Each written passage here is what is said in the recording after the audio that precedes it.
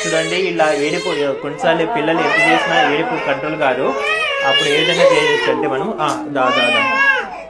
ఇలా ఉన్నప్పుడు ఏడుపు కంట్రోల్ కాదు కదా, మనం ఈ టెక్నిక్స్ మనము వాడితే ఏడుపు ఈజీ కంట్రోల్ అవుతారు. ఓకేనా? ఓకే. సో బేబీని ఇలా బేబీ మూమెంట్స్ మనం చేయాల్సి ఉంటుంది పైకి కిందికి. దీంట్లో వల్ల ఏంటంటే వాళ్ళకి కొంచెం జీరో గ్రావిటీ అనేది ఉంటుంది. ఆ ఫీల్ వల్ల నొప్పి అనేది తెలియదు.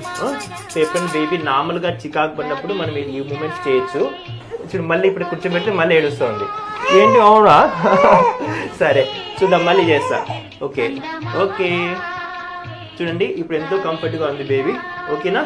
సో ఈ టెక్నిక్స్ మనకు ఇంట్లో తెలిస్తే ఒకవేళ బేబీ చికాకు పడినప్పుడల్లా మనము ఈ టెక్నిక్స్ యూజ్ చేయొచ్చు. ఓకే, మరి అయినా ప్రాబ్లం ఉందంటే అప్పుడు మనం డాక్టర్ని కలవచ్చు. మరి ఇబ్బంది ఏదైనా ఉంటే చూసుకోనికి.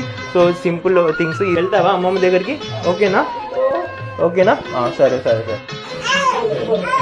సో ఇది కామనే, కాసేపు ఉంటే ఏడుపు ఆపేస్తారు. అలా చూడండి, అమ్మమ్మ చేసినప్పుడు మళ్ళీ కంఫర్ట్ ఉంది. సో ఈ మూమెంట్ లో చాలా రిలాక్స్ గా ఉంటారు. సో పెయిన్ అనేది కూడా ఫీల్ కాదు. ఓకే, ఇలాగే ఉండాలనా? ఇలాగే కావాలనా? అయిపోయింది అయిపోయింది అయిపోయింది.